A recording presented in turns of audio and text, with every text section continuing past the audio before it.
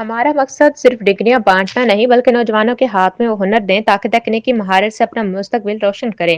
Colonel retire سے جمیل مختار شاہ، راولپنڈی سے ساجد حسین نقوی سے پاکستان میں بے روزگاری کے خاتمے اور نوجوانوں کو جدید دور کے تقاضوں کے مطابق ہنرمند بنانے کے لیے S O S technical training انسٹی ٹیوٹ راولپنڈی نے ایک نئی مثال قائم کر دی ہے۔ سن 2000 میں قائم ہونے والا یہ ادارہ اب تک ہزاروں نوجوانوں کو الیکٹریشین، آٹو میکینک اور ایچ وی اے سی آر جیسے اہم شعبوں میں تربیت دے کر باعزت روزگار فراہم کر چکا ہے۔ ادارے کی حالیہ رپورٹ کے مطابق سال 2024 اور 2025 کے دوران تکنیکی کورسز کے نتائج 100% رہے ہیں۔ اسی کامیابی کے تسلسل میں ایک پروقار تقریب کا انعقاد کیا گیا جس میں چیئرمین کرنل ریٹائر سے جمیل مختار شاہ نے پوزیشن حاصل کرنے والے طلباء میں اسناد تقسیم کی۔ راولپنڈی علی اعلیٰ روڈ کے رہائشی حسن علی ولد عبدالغفار نے اے سی ٹیکنیشین کے امتحانات میں تیسری پوزیشن حاصل کی۔ چیئرمین نے انہیں اپنے ہاتھوں سے ڈپلومہ دی اور حوصلہ افزائی کی۔